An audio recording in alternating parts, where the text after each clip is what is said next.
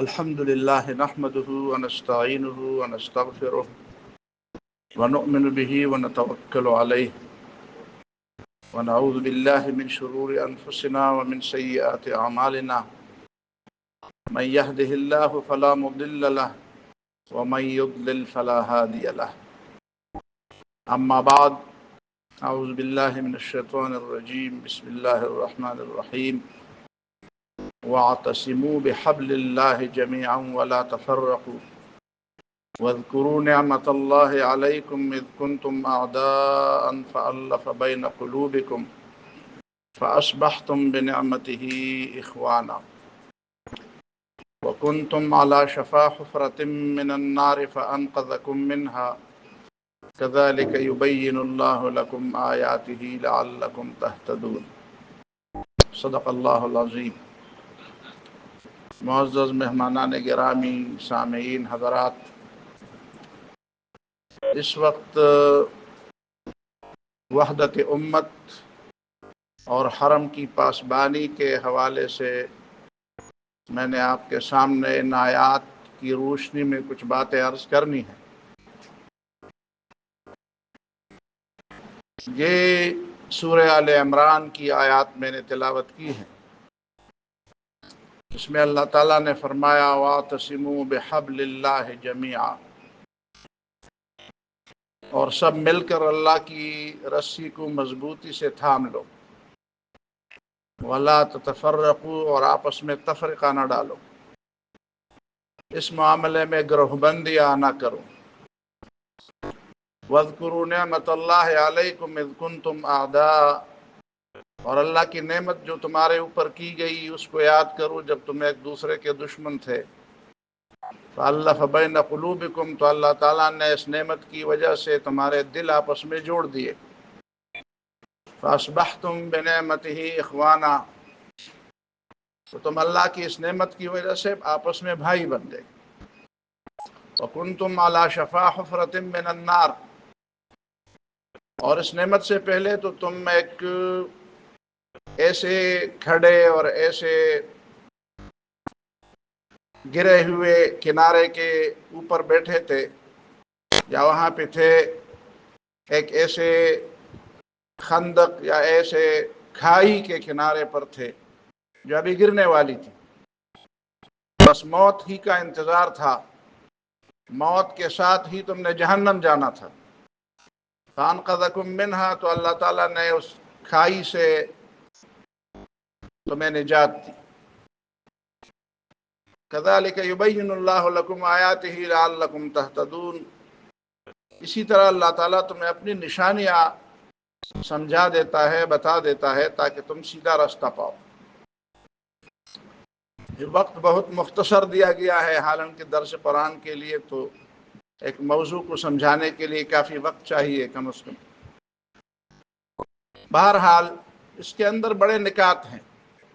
سب سے پہلے تو ان آیات کے شان نزول کو سمجھیے۔ نبی صلی اللہ علیہ وسلم نے جب مدینہ ہجرت کی تو ظاہر ہے کہ مدینہ منورہ کے اندر ابتدائی زمانے میں منافقین بھی تھے جو آخر تک رہے، مشرکین بھی تھے، یہود بھی تھے، اور مدینے کے جو اصل باشندے مسلمان ہوئے تھے اوس اور خزرج کے لوگ، وہ بھی تھے۔ اوس اور خزرج مدینے کے اصل باشندے تھے، یہود وہاں پہ بعد میں آئے تھے۔ ان کی آمد کی بھی بڑی تاریخ ہے۔ صبح کے زمانے میں وہ یہاں پہ آئے تھے، نبی صلی اللہ علیہ وسلم کا ذکر اپنی کتابوں میں دیکھ دیکھ کر جب انہوں نے مدینہ دیکھا تو وہ سمجھے کہ یہی وہ جگہ ہے جہاں پہ آخری نبی صلی اللہ علیہ وسلم نے ہجرت کر کے یہاں پہ آنا ہے اور آباد ہونا ہے۔ تو اس توقع کے ساتھ انہوں نے وہاں پہ رہائش اختیار کی کہ اگر ہمارے زمانے میں وہ تشریف لے آئے تو ہم بھی ان کو مان لیں گے، اور ہمارے زمانے میں وہ تشریف نہ لائے تو کم از کم ہماری اولاد کو تو ان کی رفاقت اور صحابیت نصیب ہو جائے گی۔ اسی بنیاد پر مدینے میں وہ رہنے لگے۔ یہ یمن سے آئے ہوئے لوگ تھے، तुब्बा अबू कुरैब के साथ। और तारीखी रिवायात और अहादीस की शुरूह में ये बात भी की गई है कि तुब्बा ने नबी सल्लल्लाहु अलैहि वसल्लम की नबूवत का एतराफ़ भी किया था, इकरार भी किया था, शहादत दी थी।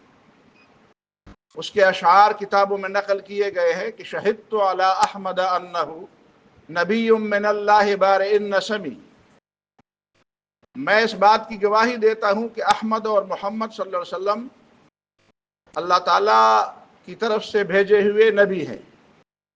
वलौ मुद्दा उम्री इला उम्रिही लकुन्तु वज़ीरन लहू वब्न अम, काश मेरी उम्र इतनी होती कि उनके आने तक मुझे ज़िंदगी मिलती तो मैं उसका वज़ीर होता, उनके बोझ उठाता और उनके शाना बशाना उसके साथ होता। और अबू अय्यूब अंसारी रज़ी अल्लाह ताला अन्हु जिस घर में रहते थे, रिवायात के मुताबिक ये वही घर है जो तुब्बा ने नबी सल्लल्लाहु अलैहि वसल्लम के लिए बनाया था।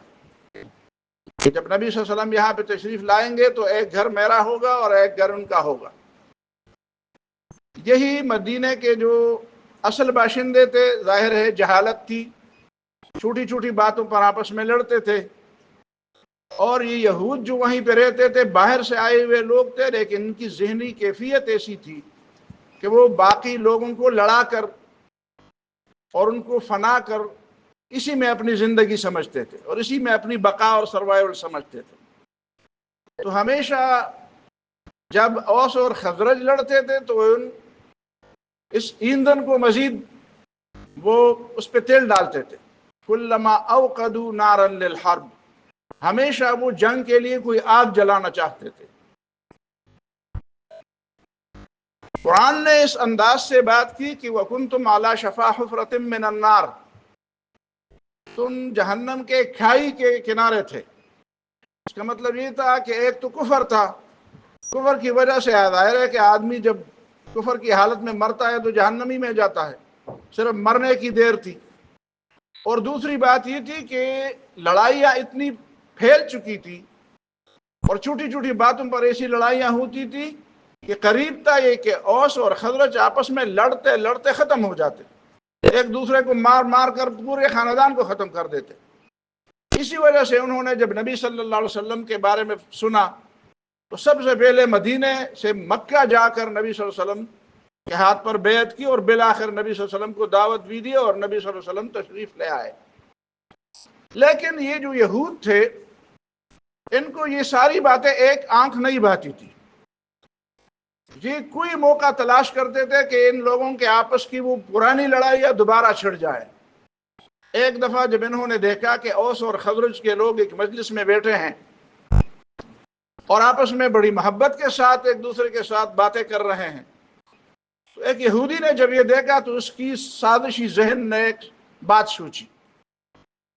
उस जमाने में जिस तरह आज का मीडिया है, उस जमाने में शेर व शायरी का जमाना था और वो उस जमाने का मीडिया भी था, उस जमाने का सब कुछ था।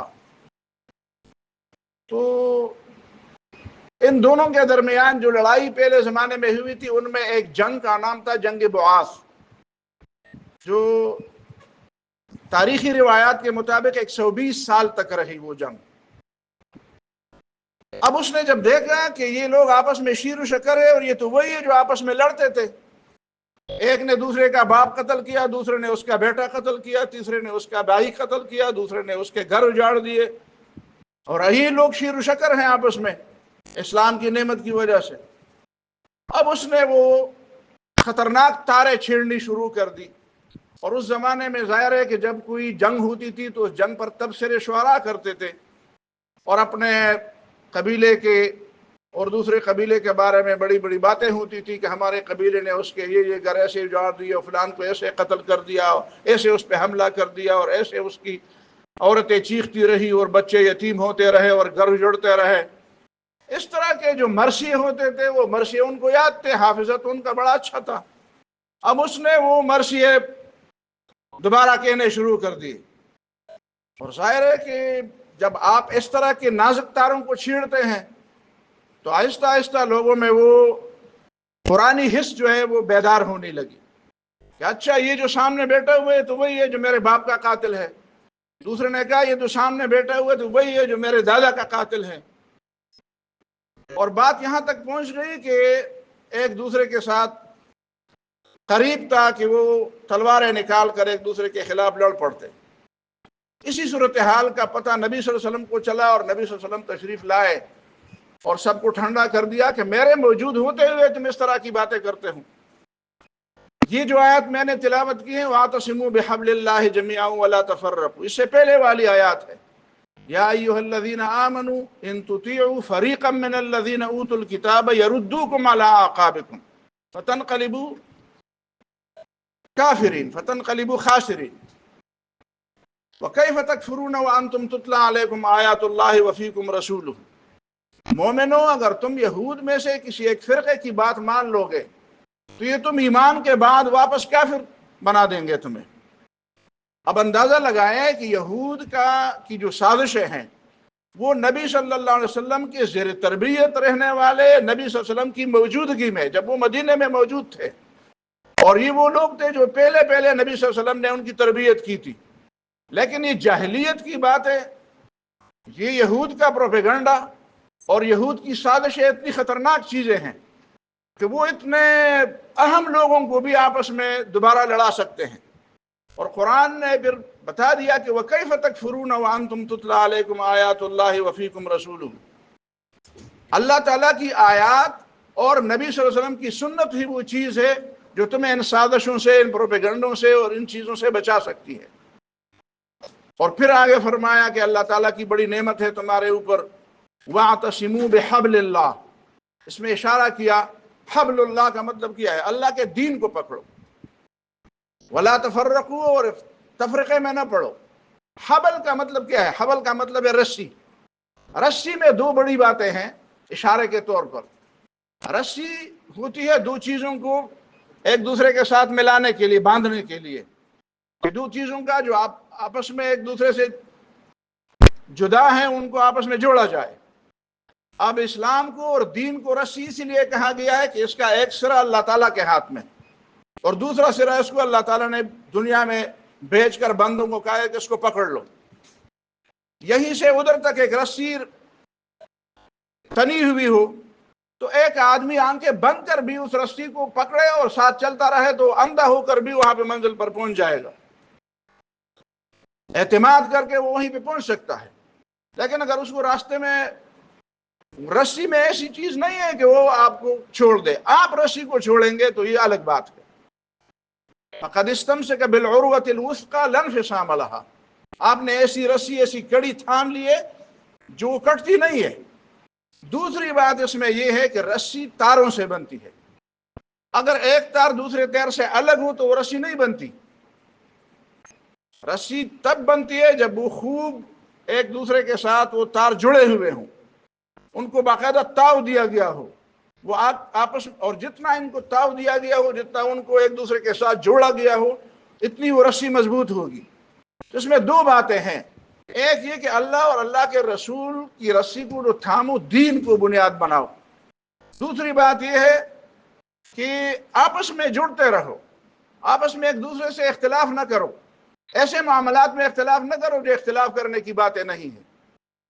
یہ جو ابتدا میں بتایا گیا وَلَا تَكُونُوا كَالَّذِينَ تَفَرَّقُوا وَاخْتَلَفُوا مِن بَعْدِ مَا جَاءَهُمُ الْبَيِّنَاتُ. یہ اختلافات، یہ ایسا نہیں ہو سکتا کہ اختلافات ختم ہو جائے.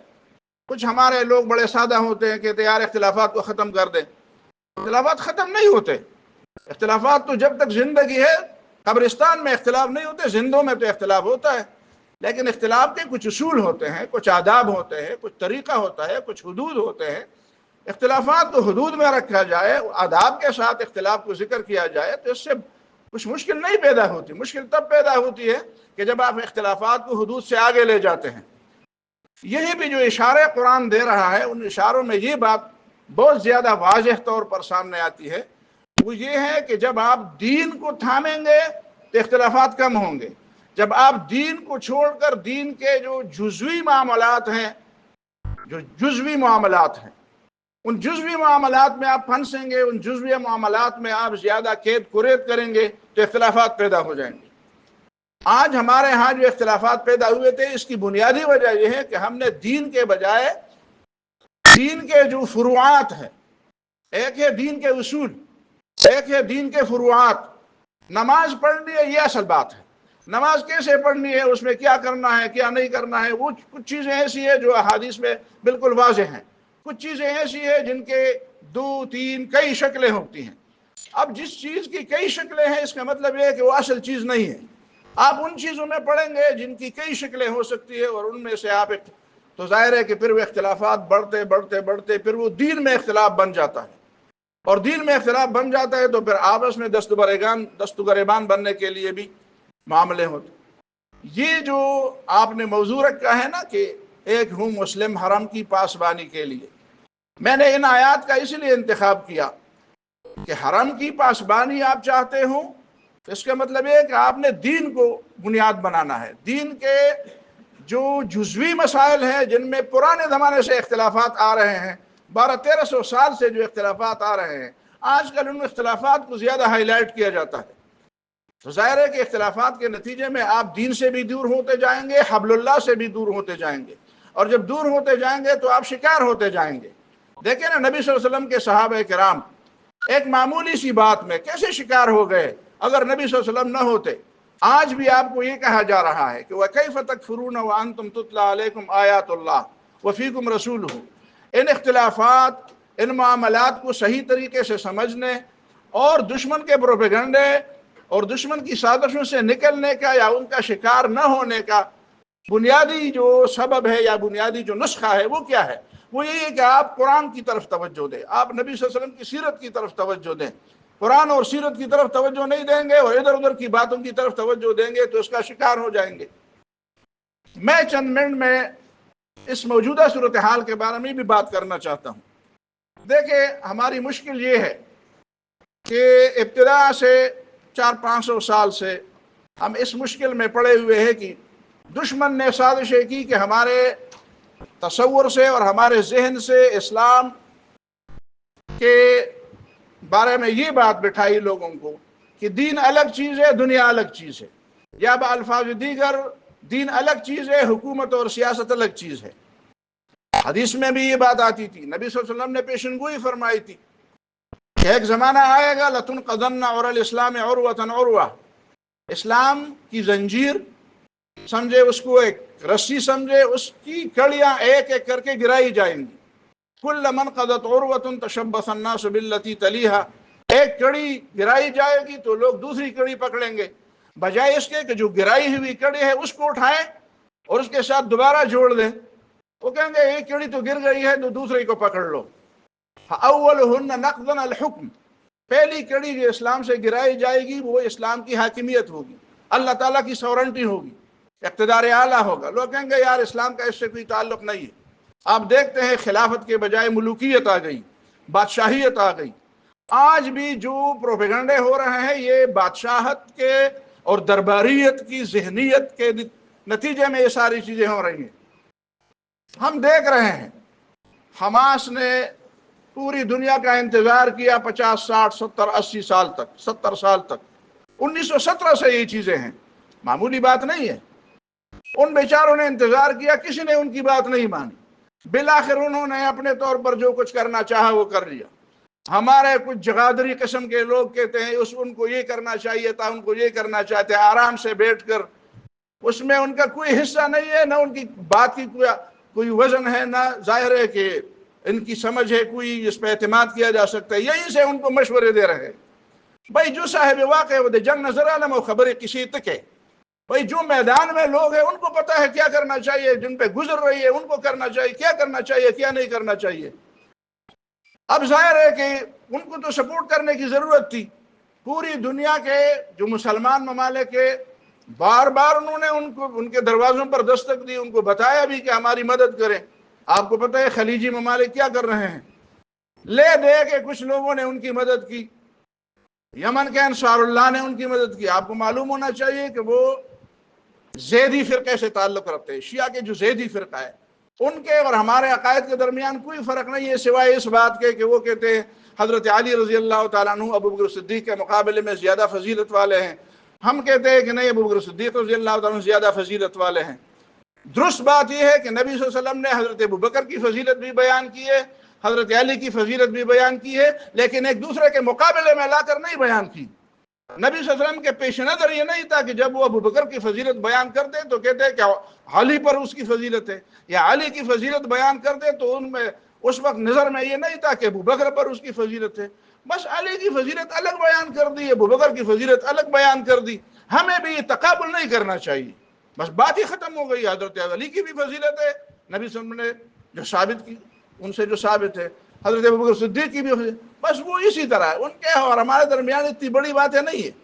اب انہوں نے شروع کر دیا، ہمارے ہاں پروپیگنڈا ہوا ہے تو شیعہ ہیں، حزب اللہ والوں نے شروع کر دیا، ان کی مدد کی، ان کی وجہ سے ان کو کیا نقصانات نہیں ہوئے، یار تو شیعہ ہیں۔ ایران نے مدد کی، پہلے تو کچھ ہمارے ہاں کچھ جغادری قسم کے لوگ تھے کہ بھئی اگر امریکہ نے اور اگر اسرائیل اور ایران آپس میں ملے ہوئے ہیں، اگر انہوں نے ان کی مدد کی اور انہوں نے اسرائیل نے کبھی ایران پر حملہ کیا تو آ کر میری قبر پر یہ کر لو وہ کر لو۔ آپ دیکھ لیں سوشل میڈیا پر، میرے خیال میں آج تو مجھے کسی نے بتایا کہ ایک آدمی نے جا کر اس کی وصیت پوری بھی کر دی ہے۔ خدا کا خوف ہونا چاہیے۔ یہ عجیب لوگ ہیں اور ان کا عجیب ذہنیت ہے۔ پھر ہمیں کہتے ہیں یار آپ شیعوں کی مدد، شیعوں کی طرفداری کرتے ہیں۔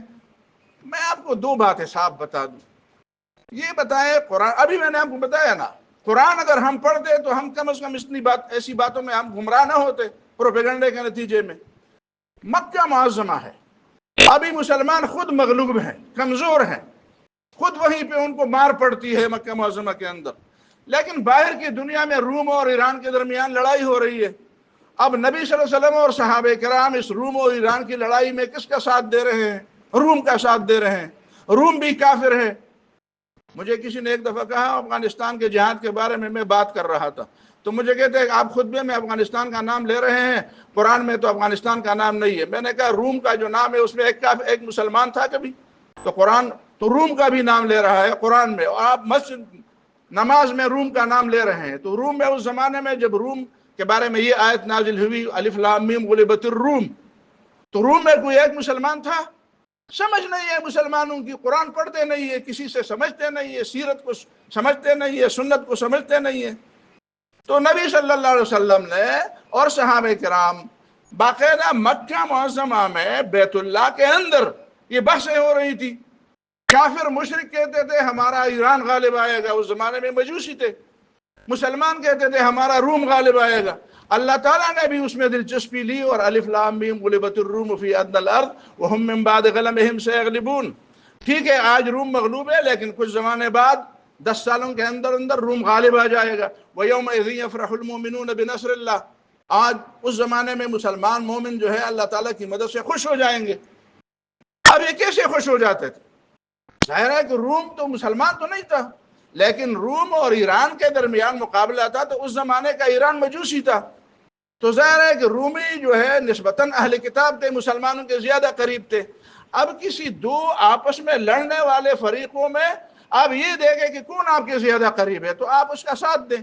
ساتھ دینے کا مطلب یہ نہیں ہے کہ آپ ساتھ دیں گے تو اس کے سارے عقیدے آپ اپناتے ہیں۔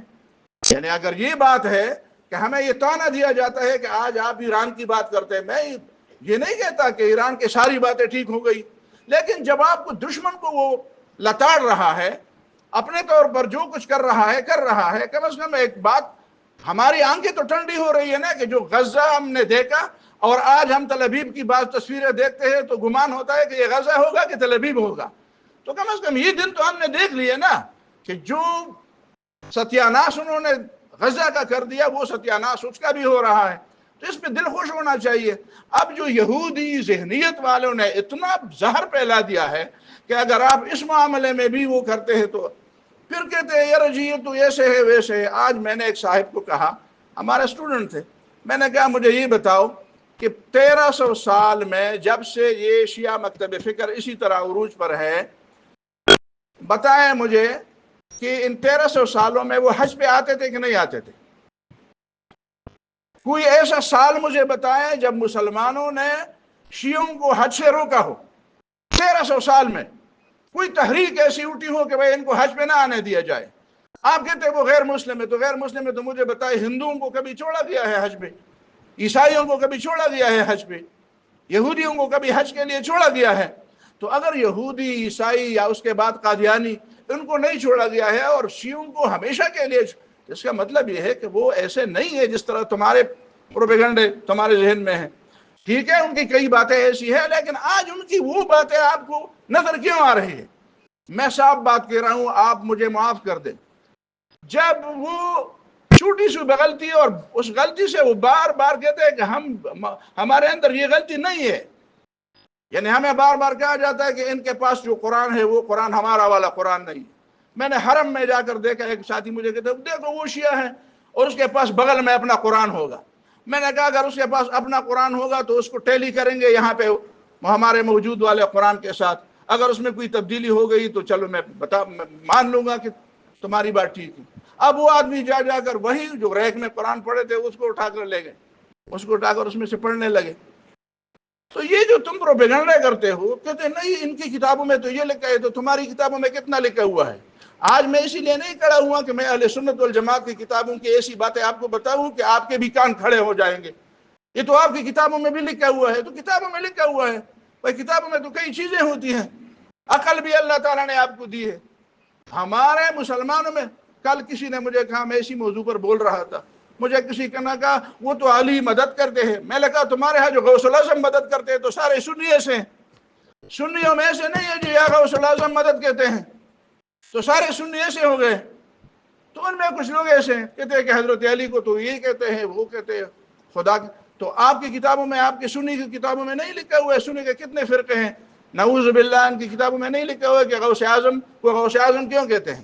اسی لیے کہتے ہیں کہ انہوں نے، کہ اللہ تعالیٰ نے نعوذ باللہ ایک دفعہ ان سے مدد لی تھی۔ غوث اعظم کو غوث اعظم کیوں کہتے ہیں؟ سنیوں کی کتابوں میں لکھا ہوا ہے۔ اسی لیے غوث اعظم کو غوث اعظم کہتے ہیں کہ اللہ تعالیٰ نے بھی ان سے مدد لی۔ تو کیا وہ سب کا عقیدہ ہے؟ سارے سنیوں کا یہ عقیدہ ہے؟ خدا کا خوف کرے یار۔ تو آج یہودی جو ذہن، اور آخری بات میں یہ بتاؤں آپ کو، آپ کا جو بن سلمان ہے، کل میں اس کا نام محمد لیا تو میرے ایک شاگرد نے مجھے کہا کہ مجھے تکلیف ہوتی ہے کہ اس کا کوئی نام محمد ہے۔ محمد اس کا نام باپ نے رکھا ہے تو میں نے اسی لیے لیا، اس کو میں نے انعام دے دیا کہ میرا بیٹا آپ نے زبردست بات کی۔ وہ بن سلمان اس کو کہیں، محمد نہ کہیں۔ وہ جب صاف کہہ رہا ہے، موجود ہے، آپ یعنی ایسی بات نہیں، اس نے انٹرویو دیا، اس نے باقاعدہ لکھا، اس پہ اعلان کیا کہ میں 100 سے زیادہ حدیثیں نہیں مانتا، میں مہدی کی حدیث کو نہیں مانتا۔ تو یہاں پہ جو لوگ یہودیوں کی بولی بول رہے ہیں، آج ان کو چاہیے نا 2 ورقے تو بتائے مجھے، تو 2 صفحے تو لکھ دے کہ یہ MBS جو ہے یہ مسلمان نہیں رہا، یہ حدیث کا منکر ہے۔ کتنے زمانے سے تم نے دیواروں کو سیاہ کر دیا شیعوں کے خلاف، کتنی کتابیں لکھوائی گئی، پیسے کس نے دیے؟ پیسے وہی امریکہ کے پیسے تھے، کویت کے پیسے تھے، سعودی۔ برا نہ مانے، کویت اسپتال میں کھڑا ہوں، سمجھ میں آتی ہے بات، لیکن وہ پیسے کس لیے دیے گئے تھے؟ تو ظاہر ہے کہ جب آپ کسی کے عقیدے کو اسی طرح چھیڑتے ہیں، ان لوگوں کو پتہ ہے کہ ان میں سے اکثریت ان کے پیسوں کی بولی بولتے ہیں۔ جتنے بھی ہمارے یہاں پہ فرقے بنے انہی پیسوں سے بنے۔ اور میں آپ کو یہ بتاؤں، یہ جوان یہاں پہ بیٹھے ہوئے، ان کو میں دلیل دے رہا ہوں کہ میں چیلنج کرتا ہوں، 79 سے پہلے مجھے پاکستان کی کسی دیوار پر بتایا کہ کافر کافر شیعہ کافر لکھا ہو۔ 79 سے پہلے جہاں پہ خمینی کا انقلاب آیا، اس سے پہلے مجھے کوئی ایک آدمی بتائے 2 ورقے 2 صفحے کا رسالہ مجھے بتایا کہ شیعوں کے خلاف اس طرح لکھا گیا ہو۔ یہ ساری باتیں اسی طرح ہے کہ جب وہیں پہ خمینی کا انقلاب آیا، جو بھی تھا وہ میں اس پہ تبصرہ نہیں کروں گا، اور اس کے بعد انہوں نے امریکہ کے ساتھ سینگیں مارنی شروع کر دی۔ آپ کو پتہ ہوگا، ہم تو اس وقت چھوٹے چھوٹے تھے لیکن پڑھتے تو تھے، اتنے بیدار تو تھے، اتنے بھی سادہ نہیں تھے۔ مجھے یاد ہے وہ باتیں، جب وہاں پہ انہوں نے کوئی 53 ٹن سونا تھا ایران کا، اور ایران نے مطالبہ کیا انقلاب کے بعد کہ ہمارا سونا واپس کر دو، امریکہ کو کہا، امریکہ نے کہا واپس نہیں کریں گے۔ یہ جو احمدی نژاد 8 سال ایران کا صدر رہا، یہ اس وقت جوان طالب علم تھا، اس کی سرگردگی میں انہوں نے وہاں پہ ایران کے سفارت خانہ، ایران میں جو امریکہ کا سفارت خانہ تھا اسی پر حملہ بول دیا، اور کوئی 50 کے لگ بھگ جو سفارتکار تھے ان کو یرغمال بنا دیا، اور بالآخر ایسا ہوا مذاکرات ناکام ہوئے۔ انہوں نے کہا نہیں چھوڑیں گے جب تک تم ہمارا سونا نہیں دو گے۔ امریکہ نے وہاں پہ اس زمانے میں F-16 نئے نئے بنے تھے، F-16 کی جہاز آ گئے، وہ آپس میں ٹکرا گئے، ان کو پتہ ہی نہیں تھا ایران والوں کو۔ صبح مجھے یاد ہے خمینی کا بیان آیا، یہ اللہ کے خلاف لڑتے ہیں، ہم تو اللہ کے درویش بندے ہیں۔ اور جب ان کے آپس میں جہاز ٹکرا گئے، وہ آپریشن ناکام، وہ ان کو اٹھانا چاہتے تھے، پھر بالآخر انہوں نے وہ سونا لایا اور اپنے جو یرغمالی تھے وہ اسی سے ان کی درمیان ٹھن گئی تو پھر انہوں نے عراق کو اٹھایا، 8 سال تک عراق اور یہ لڑتے رہے۔ تو یہ باتیں تھی کہ جس کے نتیجے میں انہوں نے پھر عربوں کو کہا کہ ان کے خلاف لکھو، لوگوں کو تیار کرو، اور پھر ایک اختلاف پیدا ہوا، یہ پورا ایک سلسلہ چل پڑا۔ خدا کا خوف کر یار، اس سے پہلے تو شیر و شکر تھے۔ تمہارے ہندوستان کے جتنے بھی بڑے بڑے علماء ہیں، ہندوستان کے جتنے بھی بڑے بڑے علماء، 90% علماء کے نام میں آپ کو بتا سکتا ہوں کہ وہ بالکل ایسے ہیں جس طرح آپ کو پتہ نہیں چلتا کہ یہ شیعہ ہیں، کہ میں نہیں کہتا کہ وہ شیعہ تھے۔ آپ کے کتنے نام؟ حسین احمد مدنی، حسین احمد، شبیر احمد عثمانی، احمد علی لاہوری، محمد علی جوہر، جتنے بھی آپ کے نام مجھے یہ نام بھی ایسے تھے کہ آپ کو پتہ نہیں چلتا تھا، آپس میں شیر و شکر تھے۔ یہ جب وہاں بھی یہ باتیں ہو گئی اور وہاں سے پیسے اور ریال آنے شروع ہو گئے، تو آج خدا کا خوف کرے، اگر سنیوں میں ایک بھی کہتے ہیں یہ نورا کشتی ہے، کہتے ہیں یہ فرینڈلی فائرنگ ہے، تو کوئی ایسا نر مجھے بتایا نا سنی حکمرانوں میں جو اسی طرح فرینڈلی فائرنگ کر دے، 2-4 میزائل وہاں پہ بھیج دے، تو ہم دیکھ لیں گے کہ بس اسی طرح ہے، اور میں دیکھوں کہ وہیں سے بھی کوئی فرینڈلی فائرنگ ہو جائے اور ان کے شہروں پر بمبار ہو جائے۔ اتنی عقل نہیں ہے لوگوں کے درمیان، پھر ان چیزوں سے متاثر ہوتے ہیں۔ آج ان باتوں کو چھوڑ دیں، اس کا یہ مطلب نہیں ہے کہ ہم شیعہ عقائد اپناتے ہیں، پھر وہی قرآن کی بات یاد کر دے۔ اگر یہ اعتراض یہیں پہ ہوتا ہے تو یہ اعتراض ادھر بھی ہوتا کہ کیا مسلمانوں نے رومیوں کا عقیدہ اپنایا؟ قرآن نے تو وہی بھی رومیوں کے عقیدے پر کوئی اختلافی نوٹ بھی نہیں لکھا۔ بتائیں نا مجھے کہ جب روم اور ایران کی لڑائی تھی اور قرآن نے سورۃ روم نازل کیا اللہ تعالیٰ نے، تو غلبت الروم فی ادنی الارض میں جب مسلمانوں کی دلچسپی کا اللہ تعالیٰ نے تائید کی، تو اس میں یہ بتایا کہ رومی تو ٹھیک ہے لیکن رومیوں میں یہ غلطیاں ہیں، وہ قرآن نے بتایا کبھی؟ یا نبی صلی اللہ علیہ وسلم نے لوگوں کو بتایا کہ قرآن نے تو ہماری بات کی تائید کی لیکن ان میں یہ غلطیاں ہیں؟ ان غلطیوں کے بیان کرنے کی جگہ اور ہے، اس کا موقع اور ہے۔ یہ موقع ایسا ہے کہ جہاں پہ آپ کا دشمن کوئی اس کو ذکر پہنچاتا ہے تو آپ کا فرض بنتا ہے کہ آپ اس کے ساتھ کھڑے ہو جائیں۔